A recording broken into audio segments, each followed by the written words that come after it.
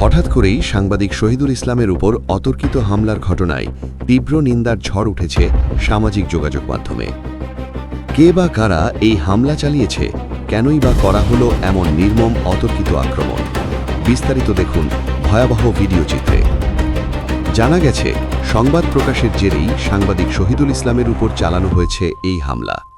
অভিযোগ উঠেছে মোহাম্মদ হারুনুর রশিদ, যিনি স্থানীয়ভাবে প্রভাবশালী ব্যক্তি হিসেবে পরিচিত, তার বিরুদ্ধে। দীর্ঘদিন ধরে রয়েছে ক্যাসিনো, জুয়া এবং মাদক সংশ্লিষ্ট কর্মকাণ্ডের অভিযোগ।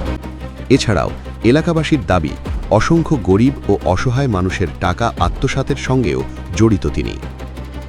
এই সব অভিযোগ নিয়েই সংবাদ প্রকাশ করেন দৈনিক আমাদের মাতৃভূমি পত্রিকার বিশেষ প্রতিনিধি এবং স্বাধীন বাংলা সাহিত্য পরিষদের রংপুর বিভাগীয় সাংগঠনিক সম্পাদক সাংবাদিক শহীদুল ইসলাম। এই সত্য প্রকাশই যেন তার জন্য বিপদের কারণ হয়ে দাঁড়ায়। অভিযোগ রয়েছে এই ঘটনার পেছনে জড়িত হারুনুর রশিদ ও তার সহযোগীরা। ঘটনার পরপরই সামাজিক যোগাযোগ মাধ্যমে ছড়িয়ে পড়ে তীব্র প্রতিক্রিয়া, নিন্দা ও ক্ষোভ। এখন প্রশ্ন, সত্য প্রকাশ করলেই কি হামলার শিকার হতে হবে? সাংবাদিক শহীদুল ইসলাম জানিয়েছেন, তিনি থামবেন না, অন্যায়ের বিরুদ্ধে লিখেই যাবেন। এখন দেখার বিষয়, এই হামলার বিচার হয় নাকি সব চাপা পড়ে যায়।